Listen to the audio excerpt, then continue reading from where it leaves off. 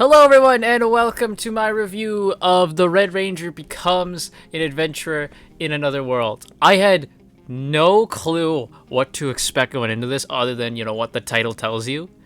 I had heard, hearing that, right? And you find out that it is literally just a Red Ranger from straight up Power Rangers, Sentai, all that, gets isekai'd to another world and he keeps his ranger powers and all that. I'm like, that is such a cool idea.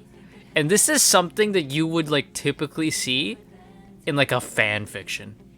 Where it's what if we isekai a character from one series and put him in another series and he has all his powers and we see how he operates, in the new world. That's like a fanfic thing and they just did it as a manga.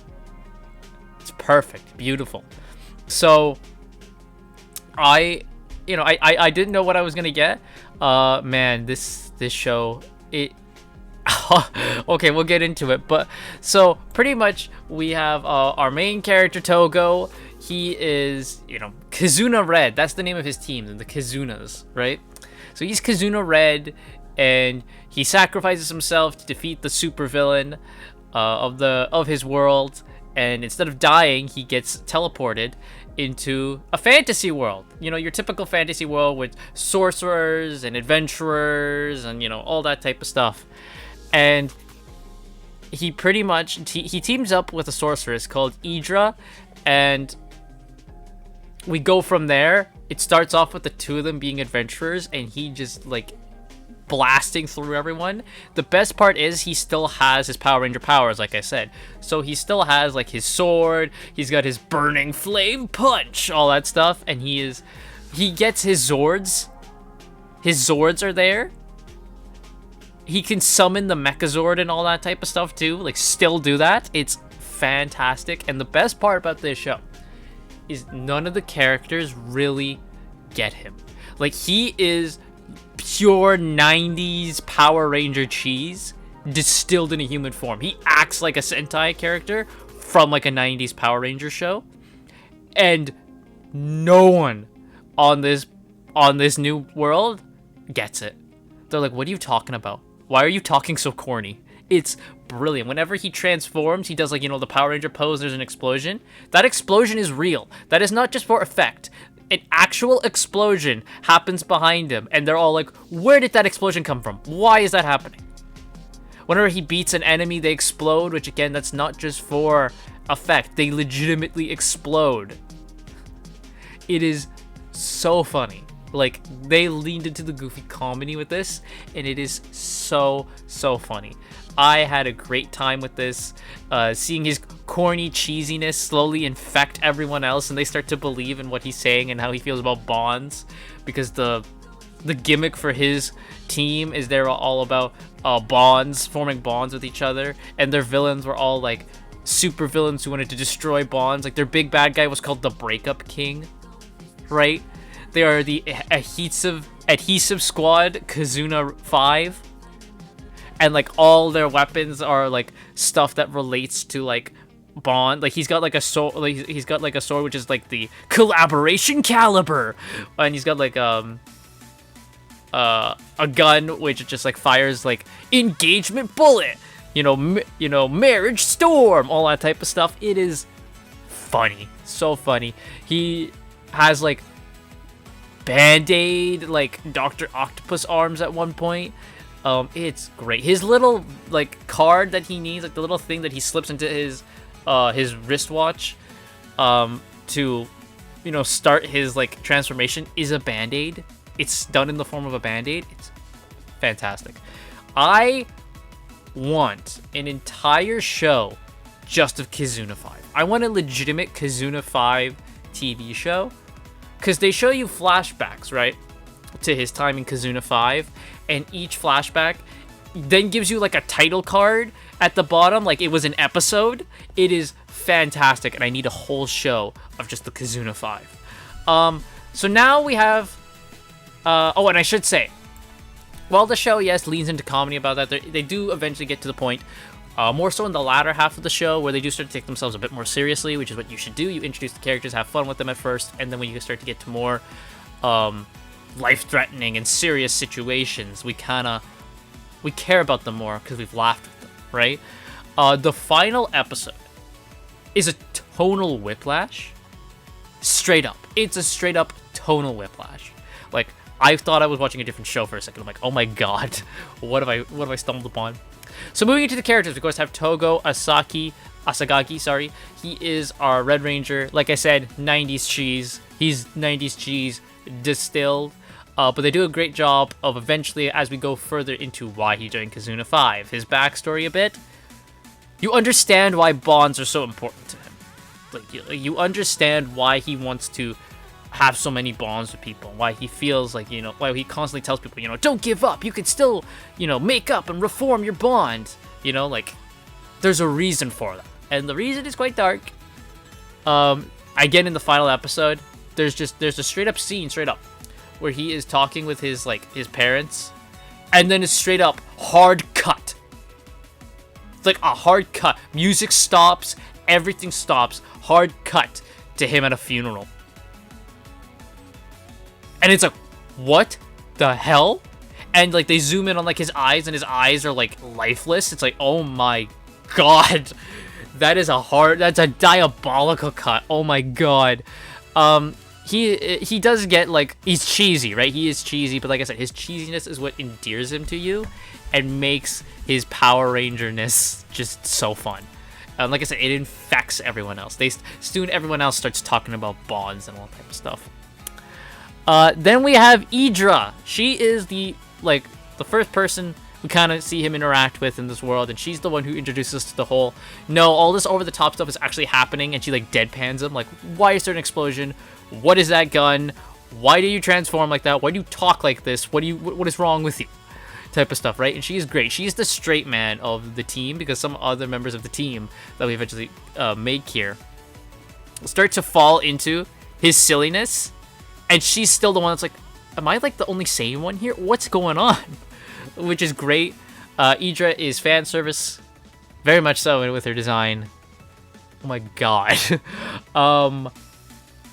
But she's got a good backstory too, of why she is living alone in her mansion somewhere, and what her passion and goal is. And her passion and goal is to restore her family's honor after her father was made a fool of, and she wants to restore her family's honor.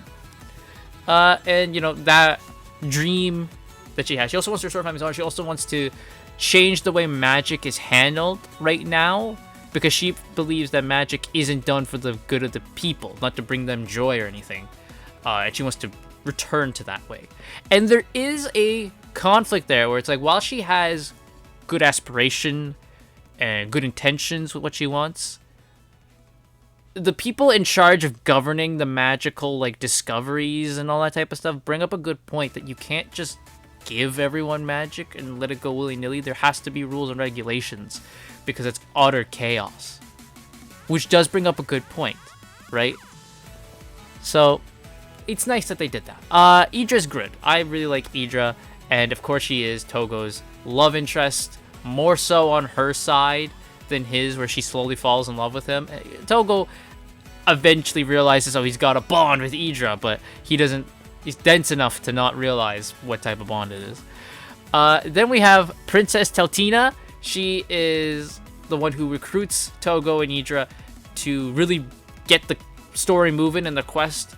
She wants to eradicate a bunch of magical tools which are there that enhance people's magical ability, but once the tool overwhelms them, it transforms them and they become a monster, and she wants to stop all that from happening. Right? The demonic seeds is the appropriate term for them. She has one as well. However, she uses her seed to devour all the other ones. So her seed is like, it sucks that she's got it, but she's using it for good. For the greater good, as they would say in Hot Fuzz. I like Princess Teltina. She's nice. She's got a good repertoire with her next buddy we'll talk about. Those two have the good rapport. She's got a good rapport as well with Togo, I would say. She really appreciates his earnestness and his kind-heartedness. It's real. She's a good character, I would say. Not the best one, like, because I can't talk much about her. She's kind of does at times fall into just the nice girl. But her partner, Logi, who is this world's hero, right? He is this world's hero. The typical fantasy hero. He's got the legendary sword, all that stuff. This is him. He might be one of the best. He's fantastic. Logi is like extremely possessive of the princess because she gave him a chance to, like, you know, because he was like always shunned by people, and she showed him kindness and said, please come with me to, you know, be my hero and save the world with me. So because she lifted him up and brought him out of, like, you know, the slump he was in, he's like indebted to her, and he acts like a lost puppy dog around her. Like, any slight towards her, he's instantly like, I will cut your head off. Like, it's great. They play it for comedy, and it is fantastic. I love Logi.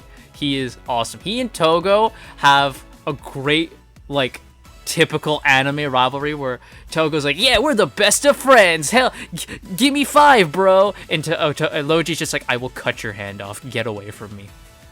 It is great. That's how it starts off. Logi can't stand Togo, but of course, by the end of it, he considers Togo a friend and a worthy companion and will help him in whatever he needs, which is great. And you definitely see that in the last episode, when something happens. I won't say what. When something happens and Logi decides that instead of doing what Togo asked him, which would have hurt Togo, he's going to do a different thing to, you know, save him, which is it's a nice character progression. Logi is awesome. I really liked him. And then we have the final member who joins in very late, which is Rania. She's like an elf. And there's a surprise with Rania. Rania is like the leader, or like the heiress to this elf kind of sect in the desert that they meet up with. And there's a bit of a surprise with Rania and what she can do. I won't say because it does spoil, but when you find out what her powers are and all that, it is very interesting. Very interesting. Rania has a fun thing where she's normally just a very nice and timid kind of girl, but when she goes into battle, she like changes and she's like a hardened warrior, but it's all a mask that she puts on because she's like, if I don't pretend I'm this hardened warrior when I go into battle, I'm going to fail. Which is fun. And they have a little thing about her where when she was growing up, she didn't feel like who she was good enough to be like the future leader, so she would always hide behind a mask. Which I guess is kind of how we all feel at times. Sometimes we feel like we have to be someone we're not. So there was that. And there's a nice moment where she works through that with another character called Azir, who I can talk a bit about him. He kind of gets corrupted by the demonic seed. He's like one of the people we see get taken over by the demonic seed, and like it warps his intentions of he wanted a world where humans and demi-humans could cooperate in peace, and the demonic seed kind of warped his mind into, I will, like, you know, we're never gonna get that, so I will do it myself. And he, like, you know, starts being a tyrant to take over, right? And he's like, under my rule it will happen, and I will not let anyone stop. Like, it warps it. They kind of insinuate that Rania and Azir have a thing for each other, right? Rania, after everything he did in the show, which is bad, I would kind of put the kibosh on maybe doing anything with Azir, to be honest with you. I would forgive him because he was manipulated by the demonic seed, but Rania, I would not. I would friend zone that boy right now at this point.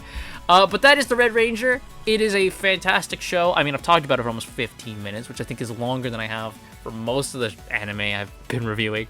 Fantastic show. It's so comedic and funny. The jokes land perfectly. I loved it, and I just want every show now, from now on, no matter what it is, just insert a random Red Ranger in there, and it will make it 10 times better. So I'm going to give Red Ranger like an 8.5 out of 10. Like 8.5. I loved this. This was great. Do we get a season 2? I don't know, because from what I'm told, they kind of, in this show, were almost caught up to the manga. So if we do get a season 2, which I would love a season 2, please God give me a season 2. They probably might have to wait a bit. So, and then sadly there's no official English translation of this manga either, because I would read it in a heartbeat. But anyway, that's gonna be it for me. If you've seen the show, what do you think? Let me know in the comments down below, and I will see you all next time.